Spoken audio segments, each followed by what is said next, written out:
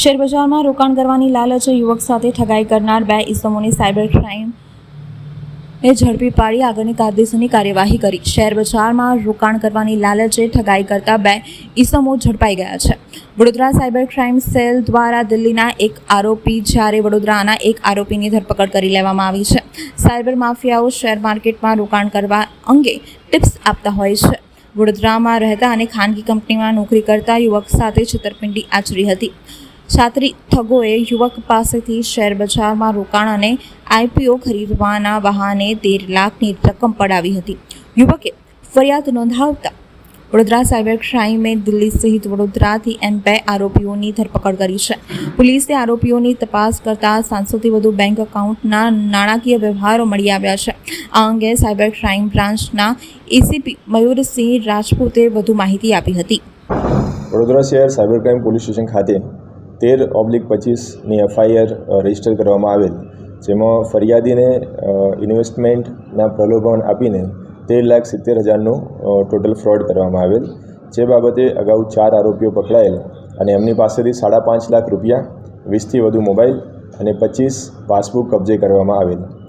તેની વધુ તપાસ કરતાં એમાં 50થી પણ વધારે ઈમેલનું ડિટેલ ઇન્વેસ્ટિગેશન કરેલ અને જે પાસબુક મળેલા, જે મોબાઈલ મળેલા, તેની ટેકનિકલ ડિટેલ્સના આધારે વધુ 2 આરોપીઓની ધરપકડ કરવામાં આવેલ છે। આ કેસમાં મોડસ ઓપરેન્ડી એ પ્રકારે છે કે આમાં જે આરોપીઓ છે એ 3 અલગ અલગ લેવલ પર કામ કરે છે। જે ફર્સ્ટ લેવલ છે તેમાં આરોપીઓ દ્વારા વિક્ટિમ્સને કોલ કરવા તેમજ એના જે પૈસા છે તેનું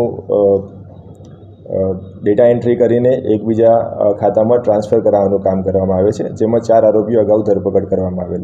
જે સેકન્ડ લેવલ છે તેમાં જે નાના પૈસા જે છે ટ્રાન્ઝેક્શન્સના, એને વિવિધ એકાઉન્ટ્સમાં લેયરિંગ કરવા અને તેને આંગળીયા અથવા તો ક્રિપ્ટોમાં કન્વર્ટ કરીને વિદેશમાં મોકલવાના, એ સેકન્ડ લેયર। અને આ તપાસમાં એક થર્ડ લેવલ પર સામે આવ્યું છે, જેમાં આમના દ્વારા જ એક લીગલ ટીમ બનાવીને આઈઓને પ્રભાવિત કરવાના કામ કરવામાં આવતા હતા। જે બાબતે એક આરોપી ઇન્દરપાલ છે તેની ધરપકડ કરવામાં આવેલ છે। એની સાથે સાથે એમના જે ડિવાઇસીસ કબજે કર્યા છે, જે લેપટોપ છે, જે મોબાઈલ છે, તેમાંથી 25થી પણ વધારે ડ્રાફ્ટ લેટર્સ મળી આવેલ છે, જે વિવિધ એજન્સીઓ વિરુદ્ધ તેમજ જ્યુડિશરી વિરુદ્ધ આક્ષેપો કરતા ઈમેલ મળી આવેલ છે। એમ આ ટોળકી સંગઠિત રીતે 3 લેવલ એક સાથે મળીને તપાસને પ્રભાવિત કરવાના તેમજ ગુનાને અંજામ આપવાનું કામ કરતા હતા, જેનો પર્દાફાશ કરવામાં આવેલ છે। ટેકનિકલ અને હ્યુમન ઇન્ટેલિજન્સથી અને અગાઉ અમને જે પણ ડિવાઇસીસ કબજે કર્યા હતા તેમજ જે અમને 50થી પણ વધુ મેઇલ આઈડી આમાં મળી આવેલ, તે તમામનું ઇન્વેસ્ટિગેશન કરતા અને તેની ઇન્ટરલિંકેજીસ ડેવલપ કરતા આરોપીઓની ધરપકડ કરવામાં આવેલ છે। તેની વધુ તપાસ જારી છે, પરંતુ આ લોકો એકબીજાને મળીને સંગઠિત રીતે કામ કરતા હતા। દિલ્હી ખાતેથી ઓપરેટ થતું હતું।